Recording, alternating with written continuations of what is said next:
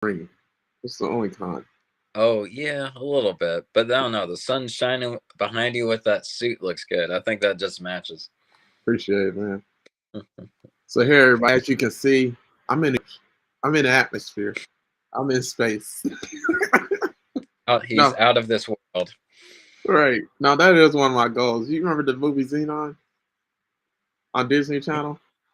Oh yeah, Yeah, they I think they made like 3 movies. yeah. So like with that movie, one thing I always wanted when they have life in space and you can live up there, I would want to live in space, or I would want to live in the sea. One of the Oh, two. or the sea. Ugh. Yeah, Both of those scenarios freak me out because if something goes wrong, like if there's a hole that gets punctured into like your living space or some systems fail, there's nowhere you can go. That you're just stuck there, I'm not gonna lie. which would freak me out. Yeah. It sounds like a good death though. Not drowning, It would but be a cool death. Yeah, how many people can say they uh, died from the thousands of thousands of pounds of force underneath the sea or in the cold, unforgiving space of space. right. But then I wonder, like, that's probably why I think like everything they say happened in space is fake. Only because like we should be living up there by now. You know what I mean? Like just seeing it. Like it should just be astronauts and people in the science world up there. There is there's a petition of there's a list of people who want to go live on Mars. I was watching some videos about the time it would take to terraform, I think is the word, terraform Mars to make it into like a breathable living area. Mm-hmm. And it would just take like a long time, I think was the main problem. Like, in like Man of Steel, the General Zod was trying to terraform the Earth, and it was like devastating to like. I think he was trying to like rush the process. So it was like devastating towards like the everyone on Earth. Mm-hmm. Crazy. All right, guys. As you can see, me and Justin, we got a treat for you guys today. All right. So, as you guys know, I'm in seminary school, and for seminary school, I have to read a lot of books. So all I do for seminary school, which is also called divinity school, which is just me getting my master's of divinity, right? Um, I have to read a lot of books and I have to write a lot of papers, right? And so one of the books I had to read was this book right here, Believing is Seeing, and Mm. it's by Michael, I think Gillian or Gillian. I don't know how you would say that, Justin. And then that doesn't help. Yeah, is it reversed on your end, or can you? Is it like It is reverse on my end, yeah. okay? Yeah, that is awful. Come on, guys. Technology, man. Let me just I share think, my I screen. think our viewers are smart enough where they can figure out what it says. Right, but here goes the book again. Now everybody can see Oh, there it is. what it is, right? And so, yeah, so the author on one of the pages, it sparked me to do this video. So here goes the question I want to ask everybody. The question is, why does the universe revolve around the sun and not the earth? So why does the universe revolve around the sun and not the earth? Right? And so before I do this video, I want you guys to know on my YouTube channel, Uplift Past Crossroads, me and Justin, we do a whole lot of videos, right? And we got a whole lot of playlists. So every video goes to a playlist, right? Just so you can get your feel of whatever you love on this channel, Uplift Past Crossroads, right? And so one of the playlists I have is book breakdowns and book reviews. So that's what me and Justin are about to do right now. And the book we're focusing on again is Believing in Sin. So I have a playlist for Michael Guillen, Believing in Sin, and then I got a playlist for seminary school. So anything I learned in seminary school will be going in this playlist. I don't know why it's empty right now. I need to fill that out real quick. But all right, but anyways, yeah. So I want you guys to be thinking about this question again. So why does the universe revolve around the sun and not the earth, right? And so I'm gonna start reading excerpts from the book that tailors to what we're going to be talking about today, and it's going to help. Every single thing that we say is all going to come together like a puzzle, right? So let's get to it. So on page 210 of the book Believing in Sin by Michael Gillian, it reads this. It says 500 years ago, people argued about whether the sun or the earth was at the center of the universe. It was a battle between geocentric and heliocentric worldview. We should ask the same question today. Is Your worldview, geocentric or heliocentric? Hmm. If you and your feelings are at the center of your universe, you have a geocentric worldview. It's a small-minded. It's small-minded because you can't imagine anything bigger or more important than the whole wide world than you and your feelings. Hmm. I'm gonna keep on reading. So for much of my life, that was exactly my worldview. Growing up in East LA, all I wanted was to become a scientist. That dream was at the very center of my universe. Everything I did, everything I was, revolved around my goal of becoming a scientist. It was my God. That's why when I became a scientist monk at Cornell, I felt I hit the lottery. I was living my dream. Nothing and nobody else mattered to me. In fact, when it seemed my relationship with Laurel was getting serious, I told her straight out, even if we ever do get married, you'll always be second in my life to science. Yikes. Why? But that was my reality back then. Everything in my small minded, self centered life revolved around the tiny planet called Michael Gillian. By contrast, people with heliocentric worldviews worship something other than themselves, their feelings, and their dreams. The scientific and Christian worldviews are examples of this because both urge us to cherish selflessness and absolute truth over self centeredness and personal feelings. All right, so that was excerpts from page 210 and 211. We're going to put Hmm. that down right here. All right, from the book Believing in Sin by Michael Guillen. Justin, go ahead and stop me if you want to go ahead and say something. I But too like, yeah, I'll jump in real fast. um, Just small point because I want you to keep going. okay. I like how he said both the scientific and Christian worldviews are supposed to be selfless and outside of yourself. Hmm. Because working in the scientific community, it kind of depends on which scientific community you're in. But a lot of times, sometimes I don't see that in the scientific community because maybe a lot of times people will use science to, instead of like testing out, because science is a process. It's not an object. A it's not a tangible thing. It's actually how you test out to see if something is true. Like we could use science to discover biblical things as well.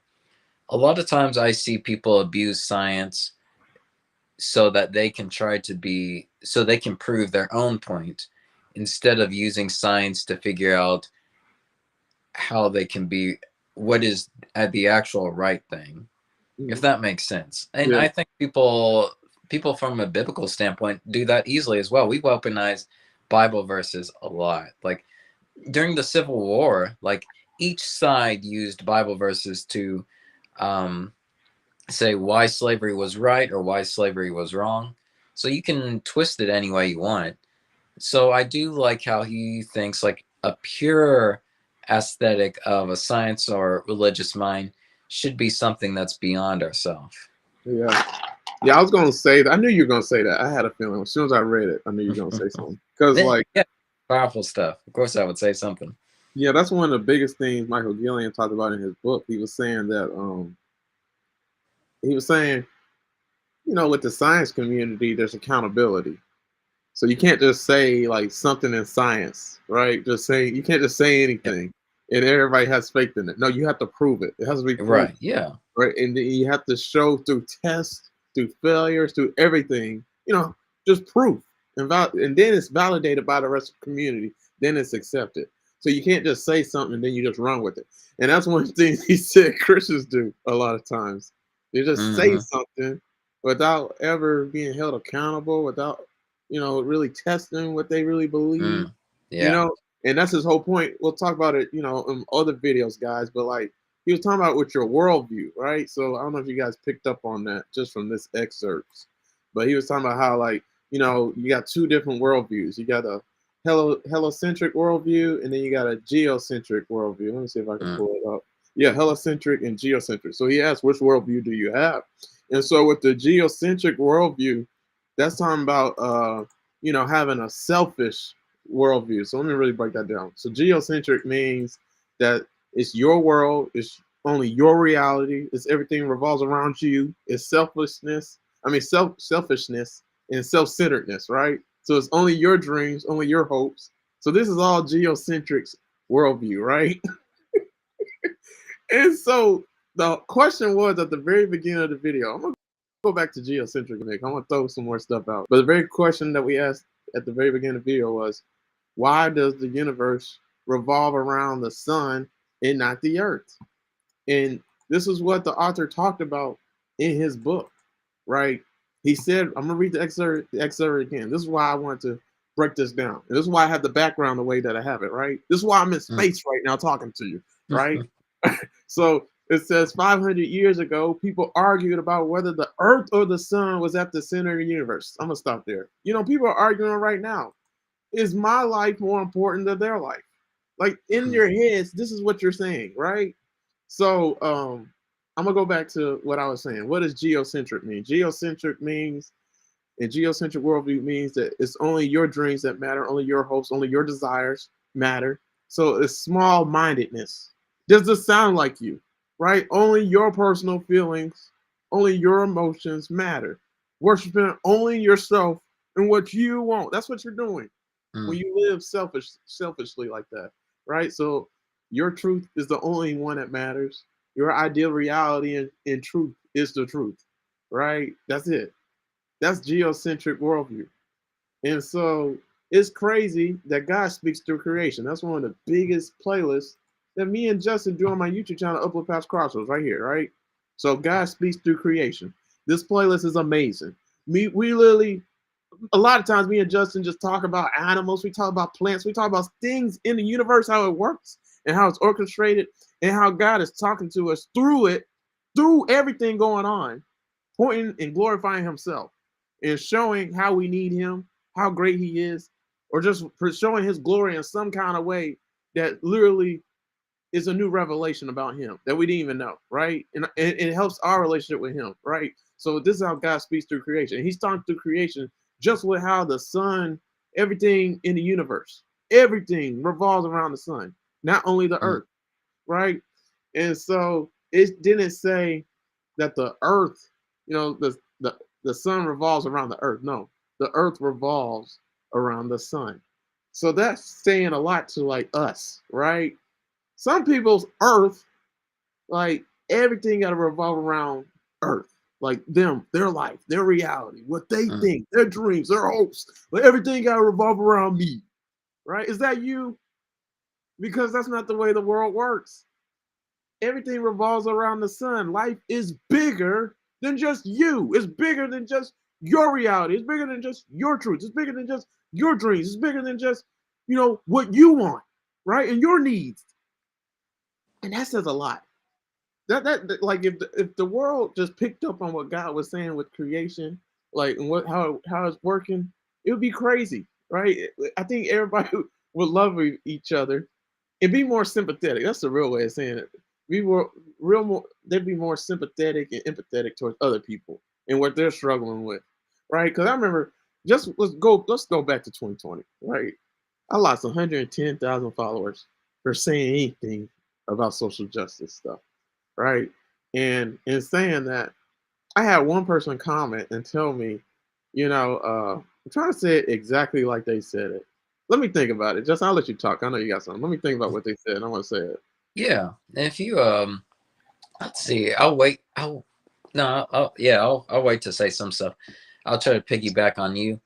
But yeah, it's we definitely live in a culture where the problem is it's so easy to still be focused on ourselves and still be fine. Like back then, like we needed to depend on other people, like survival was like depending on others was required for survival. And if like you weren't part of the agenda, like you would get left and your and then your family line would stop at you. But it's like but nowadays like it's so easy for us to like do our own thing and still survive and think it's fine, but we don't realize like the detriment that could happen of having a geocentric worldview or thinking it's all about me, because there are less consequences, I guess, for our actions. But for heliocentric worldview, eventually people do see like they can't, there is a glass ceiling, like they can't go much further without um, without collaborating with people or without having a heliocentric worldview. And I'll bring some science into it. Like the reason planets revolve around the sun, why there's a heliocentric system, is because the sun is massive. It has such a strong gravitational pull that nothing can escape it. Like all the planets are revolving around it because they're drawn to the sun. Same with like a maybe a religious or scientific worldview. Like a system that's so much bigger than you, of course, is going to drown out anything you might have to add. Like you can contribute a little bit, but you're not going to turn it on its head. Like it's something that's so much bigger than you. Mm. So people who might have a geocentric view, they can backstab or screw over other people for themselves, but they realize that's like you don't get very far. Funny thing is, I was actually watching it was a psychological analysis of the MCU villain Loki, Mhm. and it's actually I never noticed, but he does get screwed over like a lot because he tries to screw over other people. Like lots of people think he's cunning and smart Mm. and he's ambitious, but you realize he doesn't accomplish a whole lot until like I won't spoil anything until like towards the end in the TV show where he starts to do things not for himself, when he starts to develop a heliocentric worldview. And that's the same in real life as well. If you make it all about me, like me is all that's going to be left. There's not going to be anyone else. Yeah, this is good. Yeah, so like I asked everybody at the very beginning of the video this question, right? The question was, why does the universe revolve around the sun and not the earth? And Justin gave one of the many reasons. He said that the gravitational pull, like everything's really catered to the gravitational pull of the sun. So I want to say it like I read. It says that the sun's gravitational pull holds the planets in orbit.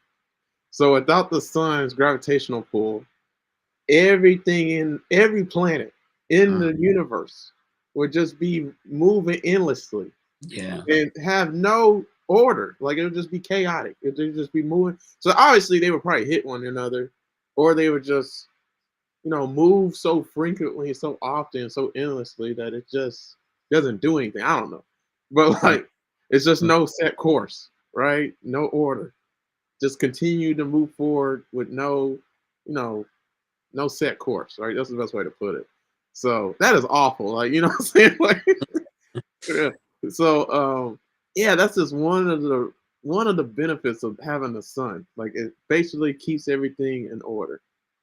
That's God. Like, you know what I mean? Like, so every time I think of the sun, I think about, the sun, like Jesus Christ, right? I think Oh yeah, about yeah. yeah, I think about how like Superman's my favorite superhero of all time. So for me, just so you guys know me better, like Kobe Bryant and Superman are my two favorite like sports people and comic book people of all time. Like I know everything about Superman, I know everything about Kobe Bryant. So Mhm. like with Superman, the sun, his power comes from the sun. When he's the closer he is to the sun, the more power he can generate, the stronger he gets.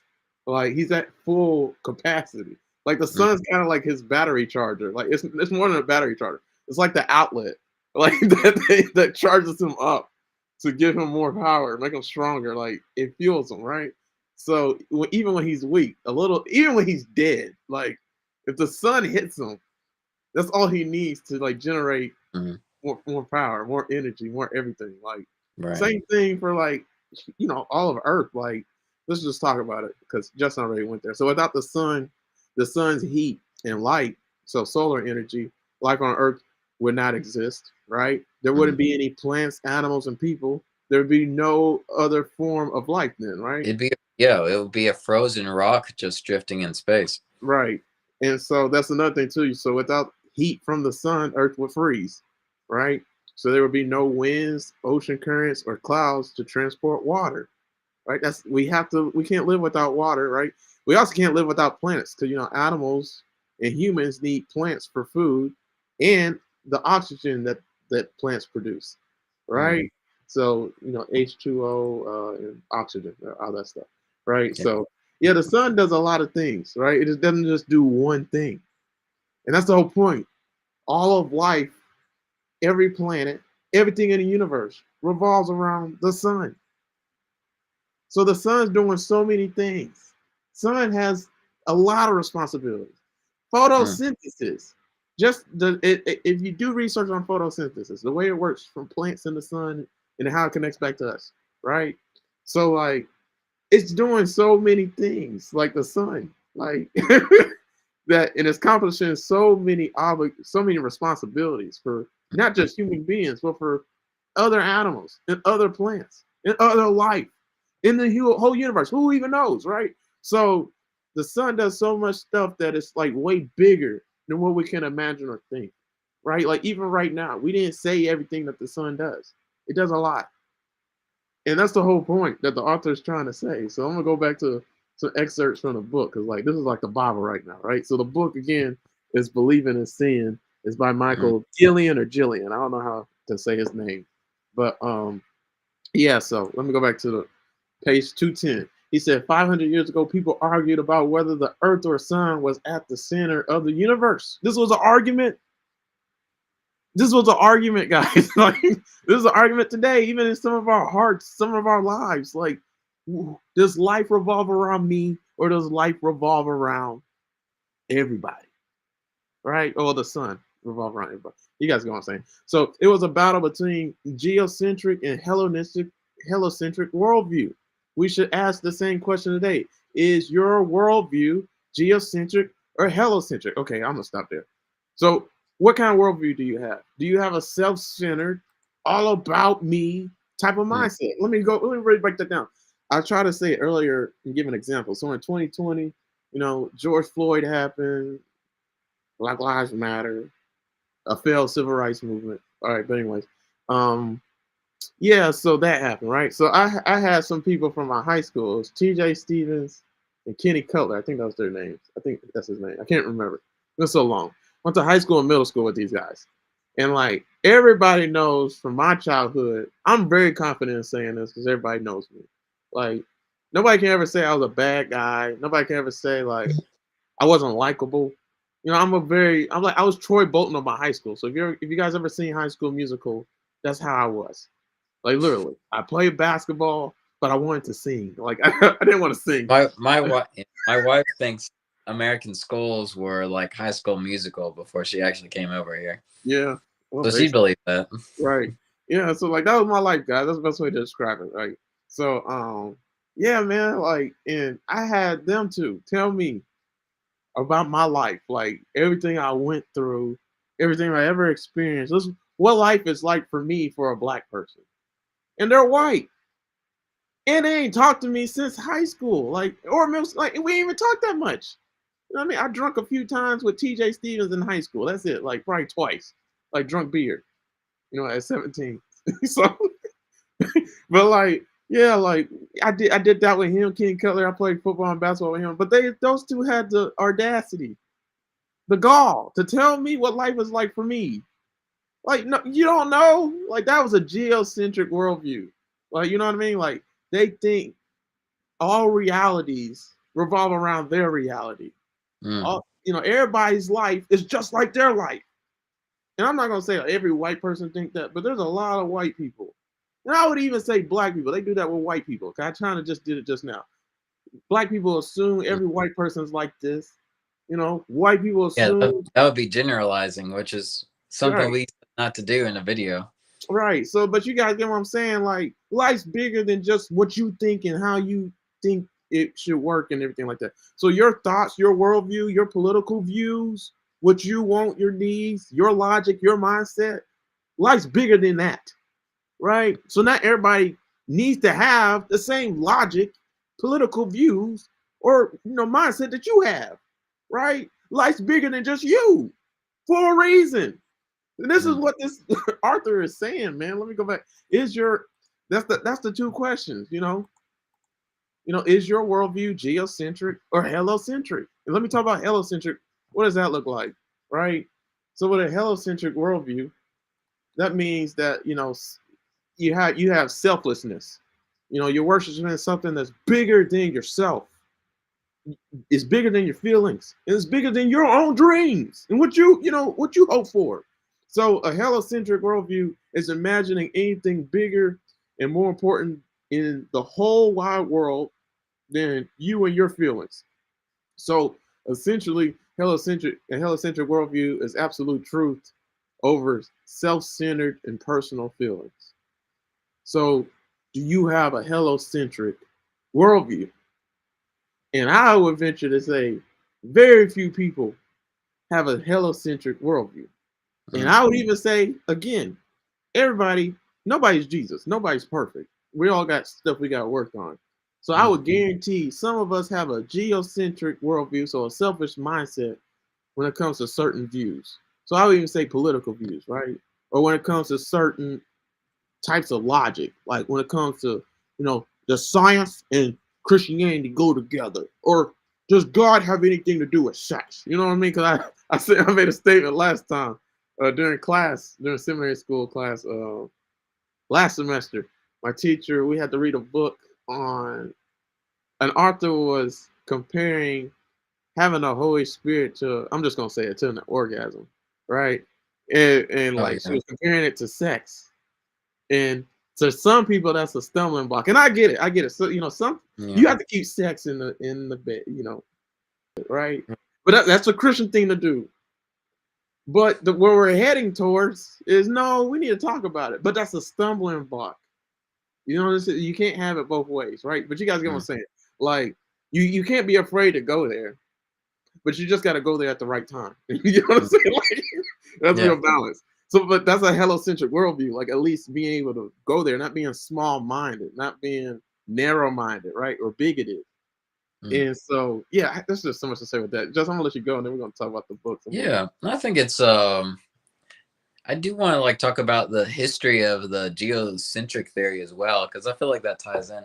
Like we always we think like maybe even the Christian view, like even Christian view is supposed to be like the heliocentric view, or it's like the right view. And you are Mhm, right, like God is always the right view, but the people may not be. Like to get put that in perspective, 500 years ago, it was the church that was arguing that everything revolved around the earth. Because like why would God create the universe and not put people or not put his creation in the center? mhm, um and the funny thing is uh the the theory of a heliocentric model was first proposed by uh Copernicus. I think Copernicus, but he didn't go super public about it because of the church. The person who fought over a heliocentric view was Galileo. Of course, like the thing is he was also a believer in God.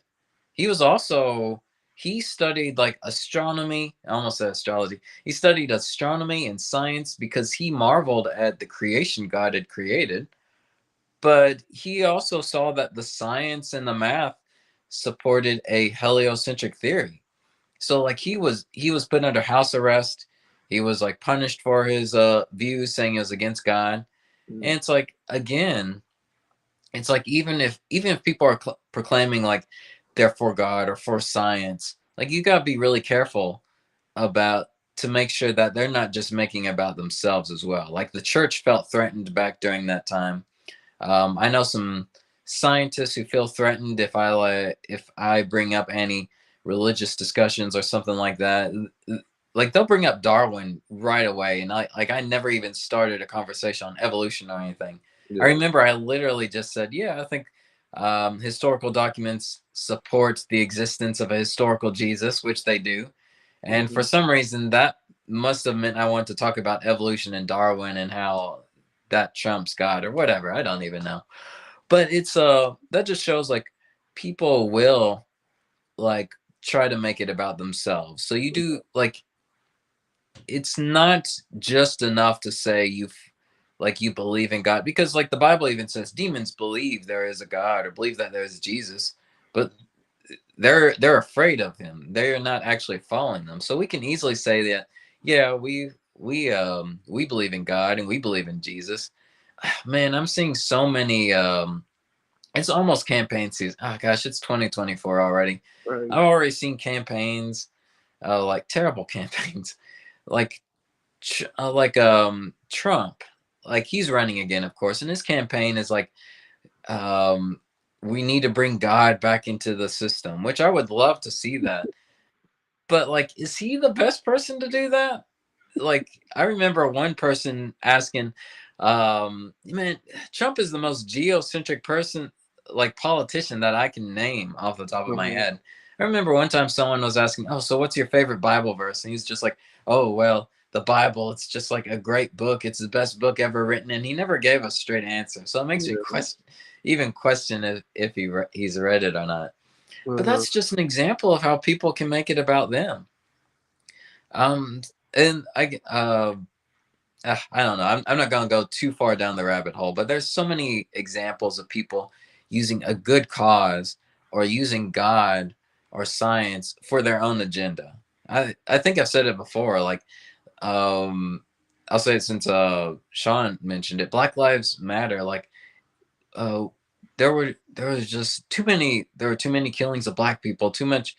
Um, too much police violence. I'm not saying let's get rid of the police. I hate when people say that, but there did need to be some accountability against all the police brutality that was happening. Yeah. But something that I hate is like there were people, they were like discount Martin Luther King Juniors who were saying, "Oh, follow us, like we'll get what we need," but they ended up stealing money. They ended up like abusing people who charity by saying that they'll do something. And I hate that they took a legitimate thing and then put their own agenda on. So I don't know. It's You will see people like that all the time as well. Like take the good name of God, take a good name of like a cause that the society needs, and then just like use it, make it about them, but make it look like a heliocentric view, if that Right. makes sense. So before we even did this video, you already heard about heliocentric and geocentric before in the science community. Oh yeah. So that's something you guys just talk about all the time and discuss. Oh no, it's not something we talk about all the time. It was just studies. Okay. And I funny enough, I learned about the church opposing Galileo in history class. Okay. Crazy, man. Yeah, I had a feeling like that's why I wanted to do videos with you on this book, Oh man. yeah, I'm glad I can like flex my science knowledge on some of our religious videos. Yeah. And, Man, man, like God created science. It's a thing of beauty that we have to discuss more, in my opinion. right. And that's what the author says. So I'm gonna keep on reading some excerpts because it's gonna talk about that. I'm gonna break it Yeah. down. Sorry if Now, I got too political there, though. no, man, like that's the whole point though, because like I don't care where you go, like where you fall in politically or what your views are. Like life's bigger than you and what you want. Yeah. And the question we got to ask ourselves: this is how you know you got a heliocentric worldview. The question we got to ask ourselves is: if you got everything you wanted, would it hurt other people? So if you literally got everything you wanted, like all your dreams came true, would it hurt other people? Would it affect other people in a negative way? Because that's probably why not everything happens that you want to happen. That's probably why God has everything functioning the way that He does. Like the sun doesn't do everything that you want it to do. There's times where I can't stand the sun personally. I wish the sun didn't exist because it blinds me so much. Like for example, at the very beginning when it starts rising, which I never drive, 'cause I'm never up that early. But at 4 p.m., 5 p.m. Central Time in Nashville, Tennessee, at least, that's the worst time to drive for me because in the summertime, by the way, not in the winter. Like at that time, the sun's starting to go down. So like Mm. as soon as you're driving, like literally, the sun is right there Oh in yeah. your in your in Hate your that. view. Like in your windshield. Like I can't see. I put down Nothing. the visor. Can't put your visor. No, the visor doesn't reach it. No. Right, because it's right there in front of your face. Like I hate driving at that time. And I've never even said this on YouTube. It's so funny. When I was a kid, I used to be at my grandparents' house all the time. My dad's parents. I call them Good Mommy and Good Daddy. And my good mom used to always like having up the blinds. So that's what I like doing. So when I get my own place, I'm definitely gonna have the blinds up all the time. And not up, but just open, right? So the sun can just flash, and I have light and I don't have to waste, the electricity bill and stuff like that. But That's yeah. right, but it comes with a con, like the sun will be shining down on you. So there was times where literally I'm sitting down in the room watching Blue's Clues trying to draw with Steve, and the sun be shining in my freaking face, and I'd be like, "You stupid sun! Nobody likes you. You shine on people when you shouldn't shine. Like, go somewhere else where you're wanted." I would curse the sun, and so yeah, like, but that's my whole point. Like the sun, it does stuff and it's necessary even when you probably wouldn't agree with it. Same thing for the way life works. Like this is the whole point. Life's bigger than you, what you think. Like God is doing a lot. And the sun proves that. Like the sun is showing us God is speaking through creation as to what he's doing just through the sun. Like I told you guys, the sun does a lot of things in creation. Every single day, 4 centuries since God created the sun, right? We don't even know half the stuff the sun did for a certain animal that lived in, Jesus's time period, that little bunny rabbit in Nazareth. I don't know if there was bunny rabbits in Nazareth, but you guys get what I'm saying. Like the sun is always at work. It's always moving. It's always doing something, right? Helping a tree grow, helping a new flower to blossom. I don't know. Like, you see what I'm saying? Like the sun's always doing something behind the scenes that you ain't really worried about, you ain't focused about because you live in your own little world. And that's the whole point of the video. The video's titled Life Does Not Revolve Around You. Life's bigger than just you. Having a geocentric worldview. Like, it's pathetic. Let me read this excerpt. And Justin, go ahead. If you want to stop me, just go ahead. All right. So this one says, if you and your feelings are at the center of your universe, it's your universe. That is so sad. Are you just living in your universe or are you living in the actual universe? And this is what the author was talking about in his book, Believing in Sin. He was saying that everybody has a worldview.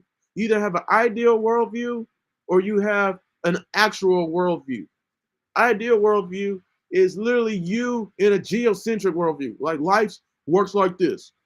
For white people, like this is how some white people think. Every black person is a thug. Every black person is a riot person. Every black person is stupid. Right? That's a geocentric worldview. Not every black person is the same. Same thing for white people. I mean, black people. White people. I can't even think right now because I don't really think like that.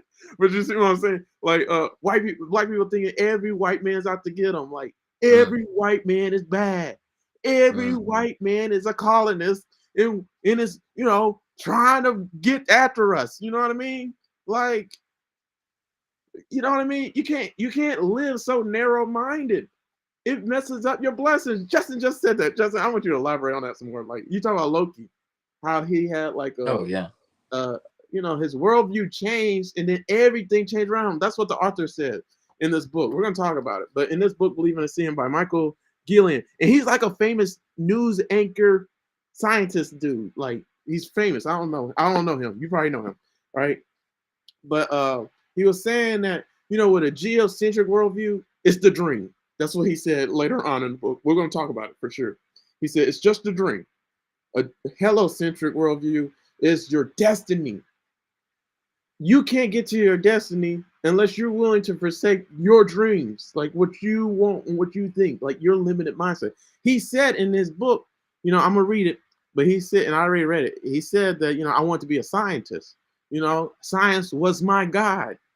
But then he figured out his destiny because he was willing to see something bigger, something greater than what he wanted, than what he thought was right? Than what, than his small little world and his little reality that he wanted. No, he started living for something that's bigger and more important than just what his wants and needs were.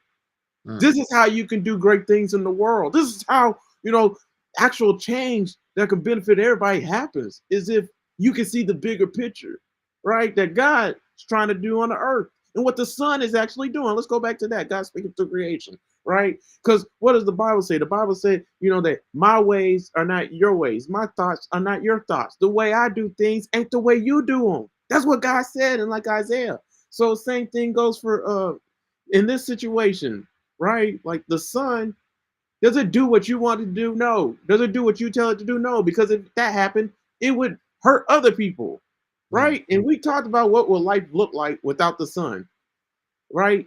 It would become chaos. There would be no order. It would be, that's the best way to put it. Like, what else was I gonna say? If the sun didn't exist, one thing we always say on my YouTube channel is that if the sun was too close to us, we would burn to death. If the sun was too far away from us, we would freeze to death. It's like the earth is in the perfect spot in the orbit around the sun. Yeah. The perfect spot. For how long? How many centuries has been? How many years has been? It's been a long time. And this is what God does. Is it going to stop doing that? No, not until God wants it to not do it no more, or until humanity ruins it for everybody. Because I think we can do that. You see what I'm saying? We're getting there, yeah. Right, like from how we live and stuff. But Just, I'll let you go ahead. I'm gonna keep on reading the excerpt. Yeah, I do like that. How there's just like evident, because I was reading the beginning of his book as well, Okay. and that really struck with how you were saying there's evidence for like God's plan or God's of God in creation, because we've discussed on this channel before. There are two types of revelation from God: general revelation and special revelation. Of course, special revelation is you see a burning bush, you hear God, you see an angel. But general revelation is just looking out into the world and knowing that there's something had to create it. It's like walking along the beach and seeing a sandcastle, and you kind of have to know someone built that sandcastle. And I think the author, Guillen, the author of the book, was also showing like he tried to have a very geocentric view, but all of the evidence, all of his observations showed that it's a very limited, very small minded way to view. And while heliocentric, actually looking at the connections of other people, seeing how everything is connected, seeing how everything lives in harmony. Like he was a science person. He probably believed in like string theory, how everything is connected on a quantum scale. So just having a very small-minded view of just for yourself, or just believing that this is all there is, just what our eyes see, is so limited, because it doesn't give credit to what are the forces behind nature, or what are the forces that created this harmony to begin with. And same with how we interact with people. Like it's very easy to tell, like if you have a geocentric or me centered view, like people are not going to want to hang out with you. So you'll eventually only be loved by yourself. But observations show that, even from an evolutionary standpoint, like they showed that, through simulation after simulation, like team building or cooperation were necessary parts to build tribes or to build civilizations. Because without those, like there would be too much competition. There would be, um, like people would kill each other off or tear each other down, where it just wouldn't function. Like it's not possible. So like I like how that chapter in the book notices that he gathered that view because of evidence. Like this is how the world works. Like you may think, oh, if like it's a dog eat dog world, I have to take care of myself. That works for a little while, but like, or like I'll bring up Loki again. Like if you look at Loki, you think he pulls the wool over other people's eyes, but that only lasts for so long before he gets defeated by everybody. So you have to adopt a style where, how can I invite people into my life? How can I collaborate with them? How can I make it where the world doesn't just revolve around me? And Terry Phillips, the guy who officiated our wedding, put it like a really good way as well when we were doing like a premarital counseling. He was saying that, um, if you if you like make it about yourself, or if you show disapproval in somebody else because they're doing something you don't like, that's science has kind of shown, like psychological studies have shown, like if you are trying to change somebody, they're going to resist that change. They're going to resist that change a little bit more. But if you are accepting of someone and encouraging of someone, they'll actually like evolve and they'll grow on themselves because like they feel that love. They want to grow because of that love. Um, which seems almost paradoxical. I think there was a book called Real Love. I forgot who the author was. He called it like a paradox because a lot of us think that if we just accept people for who they are, that wouldn't influence them to change. But it's actually the opposite. If we accept people and we're encouraging and we're loving towards somebody, like they will want to grow on their own. Mm. Like same with like it's watering a flower. It's like you have to like give it water and nutrients for it to grow, and it will grow itself. Okay, I'll stop there because I feel like I'm going down a rabbit hole. Nah, you're good. You're good, man. I forgot what I was gonna say, but I'm gonna read the excerpts now. I remember. So here goes the excerpts again from the book. So this is still page 210 of Michael Guillen's book. You know, Believing in Sin, right here. Good book.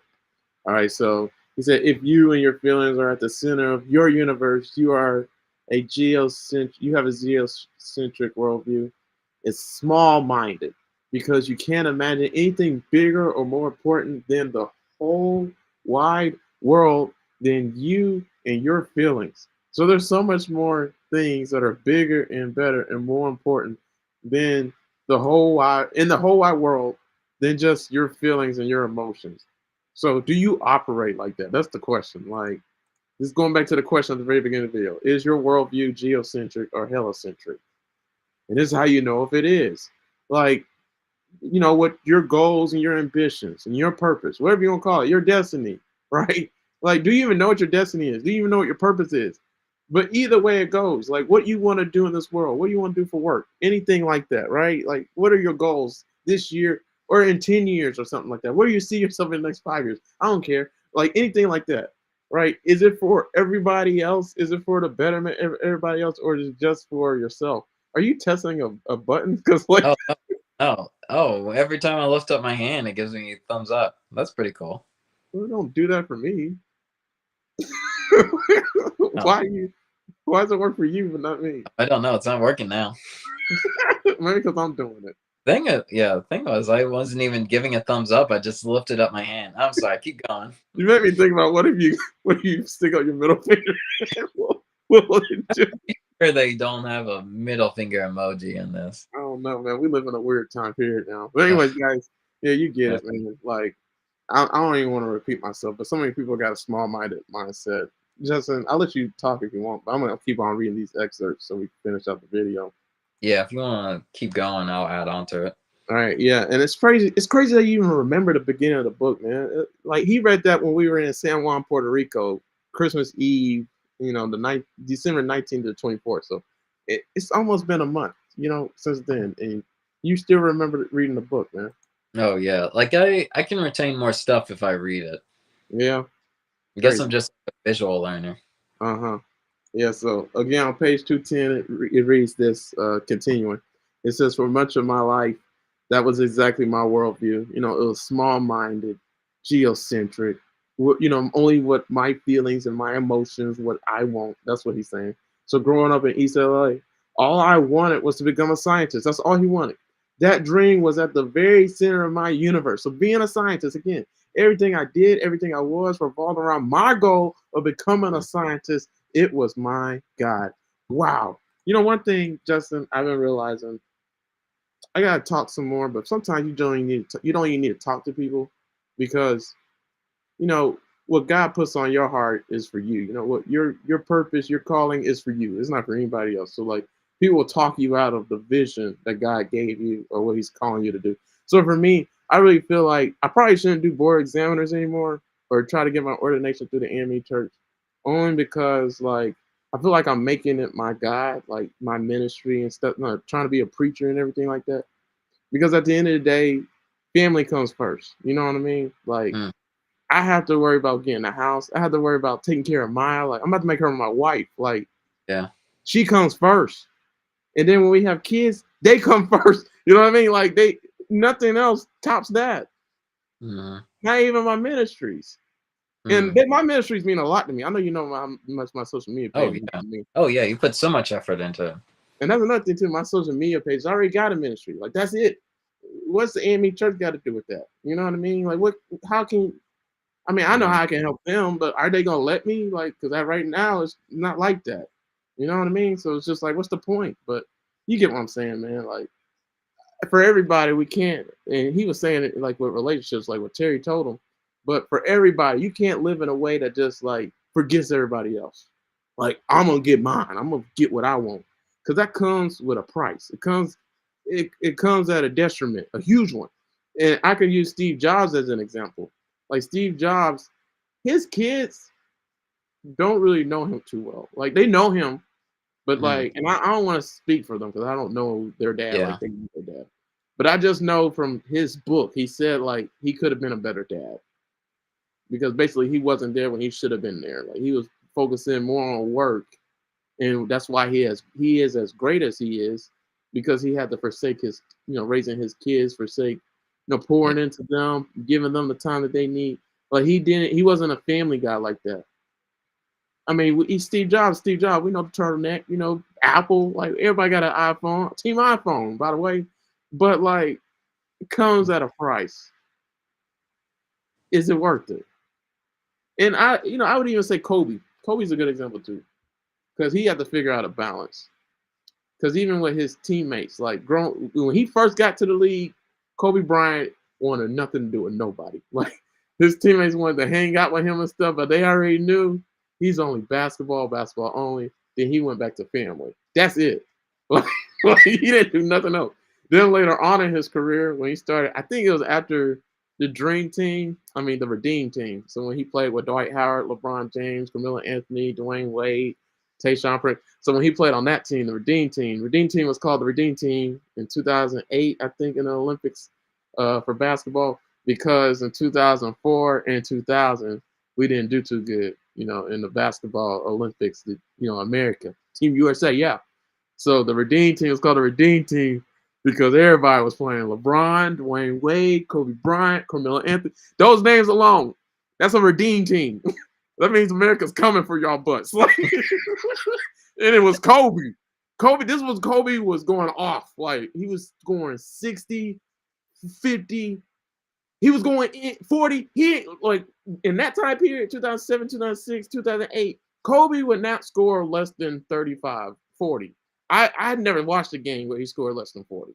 I never. And that means he's going off, right? So like in the Olympics, they're already thinking like he's gonna be selfish and stuff, but he couldn't be like that. Because he had a whole team like he wanted. So he had to play different. So he Mm, plays different, but Kobe was still Kobe, right? So the Black Mamba. But anyways, yeah, as you guys can see, I'm excited about talking about Kobe. But yeah, Kobe, like he had to figure out a balance, basically. That's the best way to describe it. Like he couldn't be all kill, like mean, especially that at that point, because that was coming at a point where he was a bit older. He was getting close to the age of 30. And like 2008, when he entered the Olympics for the Redeem Team. So like everybody idolized him because they grew up watching him. So like he had a different role now. He wasn't chasing nothing. He's already one of the greatest. You know, he's already at the top of the league. He is the Michael Jordan of our generation, right? So mm, like, yeah, now he's more of like a figure, like an idol, like somebody to get advice from and everything like that. So he opened up more. And I think that's what it took, all that stuff, all those circumstances. So like, yeah, everybody. All I'm saying is everybody got to figure out a balance. Like, it's mm, okay to have goals. It's okay to chase dreams, but your dreams don't trump family. It don't trump love. It don't trump everybody else. That you're yeah. as a Christian. Let's just talk about Christians. You know what? Oh, dang, I don't even want to go there, but we might as well. At the very last excerpt of the book, and that's the first thing Justin talked about, is the science community and Christian community and their worldviews, right? But in the Christian community, man, we know what comes first. Right? Are we called to, We you should. know, are we called to strive for what we want? You know, live for ourselves? Like, are you kidding me? Did Jesus do? Jesus didn't even do that, and he set the tone of what we're supposed to do. That's Philippians 2. Like one thing I've been learning. So this new class I'm in Introduction to the New Testament. I don't know why I got to take that class. I'm living it. I already know it. That's all I'm accustomed to in the church. But it's still a class we got to take for seminary. But anyways, Introduction to the New Testament. Um, it's obvious. I know it's the New Testament. I feel like, but New Testament is all about Jesus. That's all the New Testament is. It's either it doesn't talk about his early life really. It just talks No. about his ministry. It talks Yeah. about post Easter and pre Easter. That's what they call it. Right? I didn't even know that was a thing, but it is. Like they talk about like the life of Jesus and his ministry and how it affected everybody in of all time, right? And how it related to the Old Testament. So if you didn't think that the New Testament relates to the Old Testament, it does. Like all the writings, all the books in the New Testament were all like created and assembled in a way that we have it now because it related to the Old Testament. All the rest of the books that aren't in the Bible that we have today, they're not in there because it doesn't really hit on like the Old Testament canon and writings and stuff like that. So yeah, but just with Jesus, Philippians 2, let's go back to that. Like, we're not called to live selfishly, strive for our own ambitions. No, we're called to forsake ourselves, to deny ourselves, to take up our cross and walk. Like, take up our cross. What do you think that means? Like, it means to die daily, like to suffer. Like, we're called to see Philippians 2. We're called to think that other people are better than ourselves. Like, that's really hard to say. And that's not saying that you think that you're lesser than anybody or like to feel like you're inferior. Is that the word? Feel like you're inferior, Yeah. anything like that, or to have no self-esteem. It has to be a balance. You think Jesus had no self-esteem? Mm. No, he had all the self-esteem in the world. Like to Yeah. not But it's bring where it down. he had confidence, but it depended on Right. where he placed that confidence in. Yeah, like so, man, we're called to live like and cherish selflessness, just like Jesus. Like that's the Christian worldview. Like to really to come together, be united, despite our differences, despite our arguments and stuff like that. Like the disciples, did they get along? Did all of them get along? No, they did not. But they still worked together. They had to. All they had was each other. Like this was the beginning stages of the church. There was no church. Like this was when they're trying to figure it out. Like this Holy Spirit thing when Jesus died. Like they didn't know. Even when Jesus was there, they still trying to figure it out. He was trying to teach them and everything. So it was new, right? And so man, it's just so much with that. And Justin, I know you got something. I'm gonna stop. But Yeah, I think like there is, man, you said so many things. You yeah. just need a good balance on. I think I remember my motorcycle ministry, like we have different levels of what we prioritize. It's like God, God, family, work, and then motorcycles. Like we tried not to, like we knew the importance of our motorcycle ministry, but we tried not to put it above the important stuff. Mm, And I think, yeah, I do think like you can still have a heliocentric worldview, but still like take care of yourself or still like treat yourself well, because like gosh, I feel like we've done videos about this as well. It's like if you don't have, like, it all starts with you. You can't take care of others unless you take care of yourself first. And that's not in a selfish way. It's just you're taking care of what God has given you. You are honoring the temple and body and mind that God has given you. If anything, you're taking care of yourself because you love what God has given you. And we've talked about in videos before, like I do love the phrase that Sean brought up in a video: hurt people. Like if you can't, usually if you can't forgive somebody or if you are critical about somebody, it's because you don't have the courage to forgive yourself, or you're too critical in yourself. Like it all starts from you. You might be projecting something. So yeah, there's a good balance of like you do need to take care of others. You do need to take care of your family. You do need to take care of people that God has put you in your life. But to do that, you also have to take care of yourself. Um, so yeah, there's a good balance, and every every emotion that's related with yourself, there is a place for it as well. I was watching another video on like healthy masculinity versus like toxic or limiting masculinity.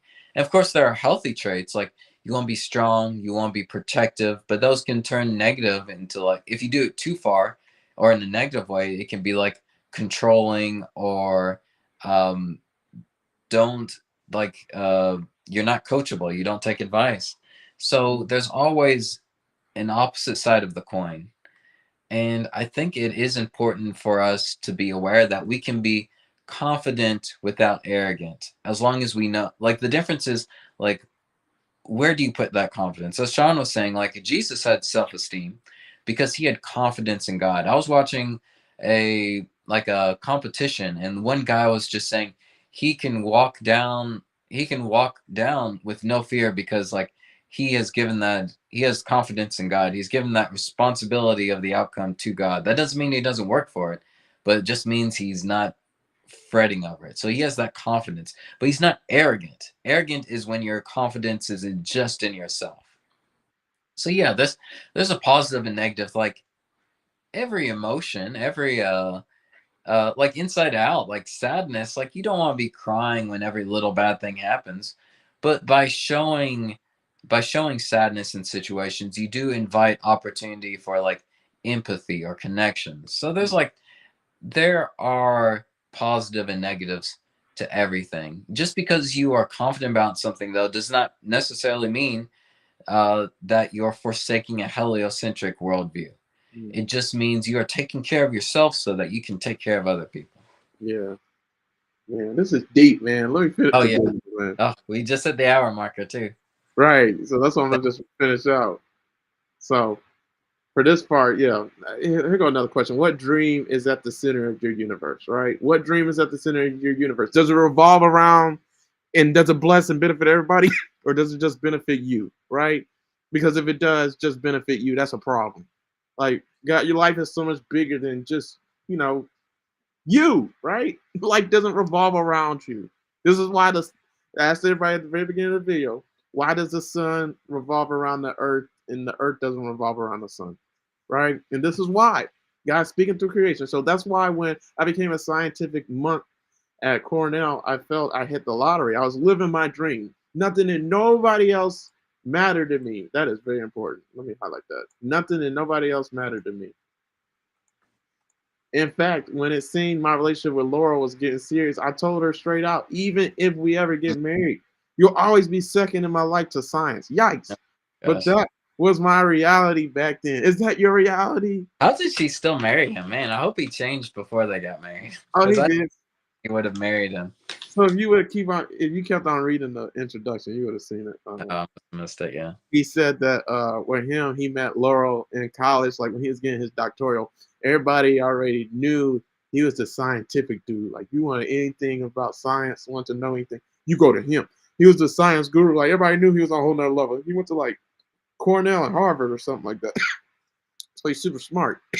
So yeah, like he met Laurel. I think she was one of his students at one point, or was just coming in or something. Mm. And she said, you know, can we study or something like that? Long story short, they were studying with each other or something like that. And she said, you ever want to learn about the Bible or anything? And he was like, yeah, but like he talked about his background and how his parents tried to force it on him, and they saw science as like the devil's work and stuff. And obviously, from his studying and research, that ain't what he got, and I don't get that either. Justin don't get that either. Like you Yeah. actually do research Okay. on it, right? God speaks through creation. Why does the earth? Why does the earth revolve around us? Why does the earth revolve around the sun, and the sun doesn't revolve around the earth? All right, you guys know what I'm saying. So, like, science speaks, but like to his parents, it was stupid. So this is what deterred him from the church and everything like that. But then Laurel said, let's just read the Bible. Let's try it out. Let's try it for ourselves.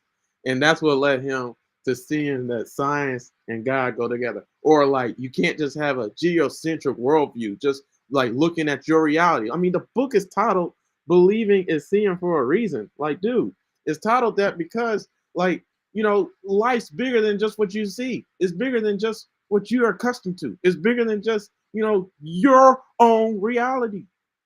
There's so much more going on, and that's what that's what he realized through science. But not a lot of scientists discover that. Mm. Actually, Yeah. majority of them don't, because they don't go deeper. Actually, they don't accept the unknowns. They don't accept the uncertainties. They don't accept not having proof, which is something we're going to talk about a lot from his book. So, like, yeah, let me go back to this. And Justin, I know you got something because this is deep, but so even if I we ever did get married, you'll always be second in my life to science. Yikes! But that was my reality then. That was his reality then. He said everything in my small-minded, self-centered life revolved around the tiny planet of what he wanted. Michael Guillen. By contrast, people with heliocentric worldviews worship something other than themselves, their feelings, and their dreams. The scientific and Christian worldview are examples of this because both urge us to cherish selfishness and absolute truth over self-centeredness and personal feelings. All right. So, guys, Justin said at the very beginning of the video, like, science and Christianity, they have a lot of similarities, and a lot of people refuse to see it. They're ignorant of it, or they just been taught something different, right? Because honestly, the world teaches us that they're both separate and they should stay separate. And the author, Michael Guillen, is one of the top scientists in the world, if not the top. He's like Bill Nye, the science guy, right? Probably even better. I don't know, but so yeah, like when it comes to Christian worldviews and scientific worldviews, like basically he's just trying to say like every worldview connects. It's all goes with the universe, heliocentric worldview, all bigger picture, right? You can't live on a tiny planet and think that only this worldview is it. Like this is it. This is all there ever be. No, that's not absolute truth. That's your little ideal reality, right? Yeah. You have to be bigger, think bigger, right? Worship something bigger other than what you think in yourself, right? So that's the point of this video, man. Life doesn't revolve around you. And like I said, man, I hope you guys see it, man. I hope it makes sense. I hope I really made it plain. But I asked everybody at the very beginning of the video, I said, why does the universe revolve around the sun and not the earth? I hope everybody was blessed by the answer, right? And then also I asked, is your worldview geocentric or heliocentric? And this author talked about the consequences of having a geocentric worldview. And at the very end of the book, just in case you don't watch no more videos or read the book, the very end of the book, he was just talking about how, like, as an example, the Titanic, the Titanic was created, the Titanic boat, the movie, it was created and it was advertised that this boat is unsinkable. It will not sink. And that was their reality. And that's how some people's realities are. Some people's reality is, I can make it by my own bootstrap, or dog eat world. Like, everybody got all these different worldviews. Like, all black people are thugs and of the devil. Everybody has some type of geocentric worldview. And the author said when stuff hit the fan, he called it a Titanic moment. When the boat sinks in life, he said you figure out that worldview wasn't all that it was hyped up to be. And he said that worldview can lead to your death. It could lead to your demise. It could lead to places you never thought you would ever be. You think people on the Titanic that took it, at that time period, you think they thought the boat was going to sink? No, it was advertised that it wouldn't be unsinkable. They didn't even have boats, like lifeboats or anything, because they knew it wouldn't sink. And as soon as they hit an iceberg, what happened? It sunk. And a lot of people died. Because they had the wrong worldview. And that's what the whole point of this book is. Like, you can't have a geocentric worldview in this world. Otherwise, you're going to die. Right? So, literally, spiritually. Very cut and dry way to put it. Right. Like, yeah, you'll have the experience of spiritual death. Hell. Like, you know what I mean? So, like, yeah, man, you got to have a heliocentric worldview. Think bigger picture.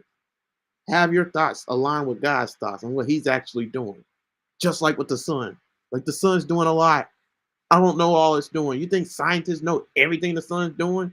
No, I'm guaranteed they do not. Right? Because we don't even know half of the universe. Like, we don't even know 90 to 95% of the universe. So obviously the sun probably does other things too. I don't know. Maybe it keeps all the stuff that should be kept away, like aliens or something. But anyways, that's another topic. That's the video. Justin, you good, man? Because I Yeah, talked forever, good. man. Yeah, man, this was an awesome topic. I'm glad you think so, man. Starting to cough now. But anyways, guys, you know the drill. Uh, my YouTube channel, Uplift past Crossroads. It's amazing. Best YouTube channel ever. Thank you. Thank you if you're subscribed and you support it.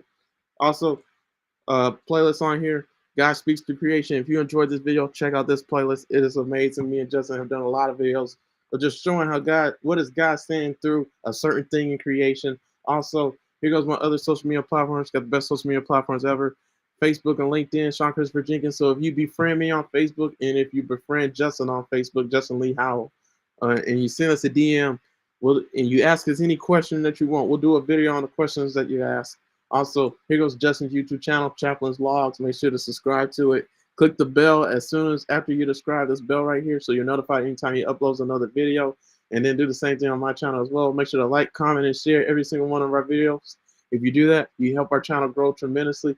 Also, if you want to study and watch more videos on stuff that I learned at seminary school and stuff like that, my experience with seminary school, check out this playlist on my YouTube channel, Uplift past Crossroads. Seminary school book breakdowns, the book Revelations is when I, talk about all the books that I read and stuff like that in seminary school or in general. And Justin too, he does the same thing. And then also, yeah, so that's all the videos, man. I'll save the rest of the plays for later. All right, Justin, you good, man?